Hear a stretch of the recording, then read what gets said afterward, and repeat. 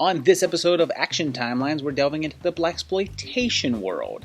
I was originally intending to do this Shaft series until I found out that there's going to be a new installment of that series next year. And in fact, this year, we're going to see a new installment of the Superfly series, so I figured it would be best to check out the continuity and the timeline of those. And as a bonus, we're going to dip into the 2-film series of Cleopatra Jones. So let's take a look at the timelines and see how they work. Things pop off back in 1972 with the original Superfly, and we meet young blood Priest, drug dealer, who's anxious to get out of the game after one last big score. And, right off the bat, we know we're set in the 1970s because of these cars and clothes, so let's roll with real-time 72. Priest creeps on waitresses, has an extremely extended bath scene, and it seems like everything is going wrong when Priest gets arrested, but the police end up being the secret suppliers and just want to employ him. There's this long montage that's kind of like an ad for cocaine, and Priest has a mistress and an old friend and supplier who's killed by the corrupt police. When Priest double-crosses them, they try to bring him down, but he kung-fu's them and then threatens to kill their families and then drive off victorious. So to get this straight, the main character of the movie ends the film by threatening the innocent wives and children, whom he refers to with a homophobic slur, and also promises to use white killers so that the job will be done right, which, a little racist there, Priest. Only 1 year passed until 1973's Superfly TNT, which saw the return of Ron O'Neal as Priest and also moved into the director's chair. Things are pretty different as he and his girlfriend Georgia have moved to Europe, and he's still in the game and still doing coke, and has a dinner with Benson. Benson says he hasn't been back to the US in 4 years and asks Priest what things are like back there, so it's obvious that Priest has been there less time, so we're not too far after the first one. He gets pulled into a conflict in Umbria, an African nation in trouble. He delivers this amazing dialogue. Oh, don't give me that shit, man. Before this game, you've been talking about keep the stakes down. Now all of a sudden, you crying. Now you want to cry. The way you've been betting dictates this kind of bet. Now you put up or shut up. And they say he's been to France, Norway, England, and Priest was never happy, so it's been some time, but less than 4 years, so let's split the difference and go with 2 years and set this in 1974. He goes to Africa to find himself, quits cocaine, and helps Umbria get a supply of guns, which gets ambushed, and he's left behind. He MacGyvers an electrocution trap to escape, and makes it back to Rome, and back to Georgia, and happily ever after. Or at least for another 17 years until 1990's return of Superfly. The original's producer stepped into the director's chair, but Ron O'Neal took a pass. Eddie, Priest's best friend from the first film, gets killed in New York, and we head to Paris to meet our new Priest, who heads back to the US. He gets detained immediately and has to make a deal with the DEA. He'll go back to work with his old gang, as long as he works as an informant. He meets Irene, who apparently showers with a gun, and also has the amazing ability to shower without getting her hair wet. He runs into little baby Samuel L., who I'm not sure was ever young.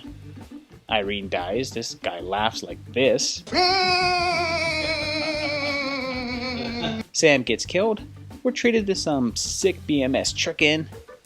This guy's finger gets bent up, Priest blows up a bunch of crack houses, and this guy rattles off a list of talk shows he could go on and mentions the Pat Sajak Show. Since that show literally only ran from 89 to 90, it's pretty likely that we're set in 89 since that's the year that the film was shot, placing this 15 years after the last film. There's a chase and shootout in which Priest gets shot, and then this guy gets told off for shooting by old folk on a stoop. He vomits and gets arrested, and Priest returns triumphant to Paris. So let's jump back to 1973 with the first installment of Cleopatra Jones, who's a drastically different character than Priest. She's a secret agent, and then UN Jefferson shows up, and there's a calendar for 1973 giving us our date here. Cleo fights against Mommy, played by Shelley Winters herself, who's a drug kingpin, and Cleo blows away an old lady in a wheelchair who's actually a sniper in disguise because he just had that outfit nearby, I guess. Huggy Bear pops in, Esther Roll shows up, and this is a pretty star-studded picture. Doodlebug gets doodle blasted, and it takes him forever to die.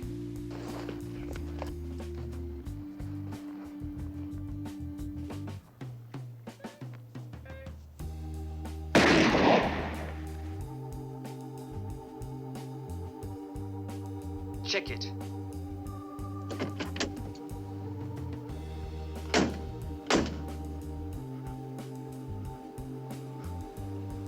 Cleo shakes down a pimp by destroying his shoes, which leads to a final confrontation with Mommy in a junkyard. They try their hardest, like they really, really try, to make Shelley Winters look like she's fighting here, but Cleo knocks her to her death. She then rides off triumphant, while this guy gives the Black Power Fist. She returned 2 years later in 1975 with Cleopatra Jones in the Casino of Gold, again starring Tamara Dobson. The Johnson brothers return and they get captured by the Dragon Lady, but it's okay because Mr. Roper is here and he assigns Cleo to go save them. She ends up brawling and even stabbing a dude and sports some rather odd makeup, particularly on the nosular area. She gets involved in various action scenes and I'm sorry, the makeup is just really distracting. The Dragon Lady, who are we kidding? Stella Stevens' stunt woman shows off her fencing skills, and this girl gets taken out by a tongue piercing, and Cleo gets captured. She breaks free and saves the Johnsons and has an epic shootout in a casino, and there's some martial arts face-offs. Cleo takes on the Dragon Lady, eventually stabbing her without once smearing that damn makeup, and wins the day. There's no date on this one, so we'll go with the real time of 1975. Which brings us to modern day, with the remake of Superfly, set to release very shortly.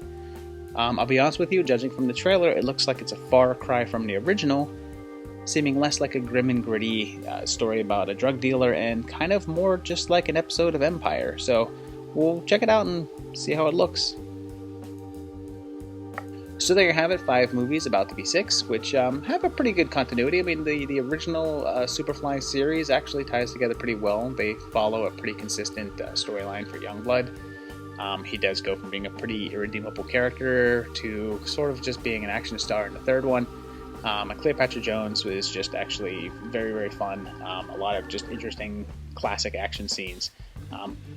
All of these were a good time. I recommend watching them to anybody. They were a lot of fun, so I enjoyed them, and continuity was pretty good. So thumbs up there. That's about it for this video. Hope you enjoyed it. Please, of course, let me know how you think down below. If you have any questions, ask me. I don't know if you've ever noticed in the comments, but I will answer pretty much any question. Pretty much. So just let me know. And also, of course, subscribe. Recommend it to some friends as well. And also let people know about my Patreon page, which you'll see here. And thanks to these guys who are my patrons who actually help support this channel, which you can also do if you want. And in the meantime, I'll see you in another couple weeks for another great video. Thanks for watching.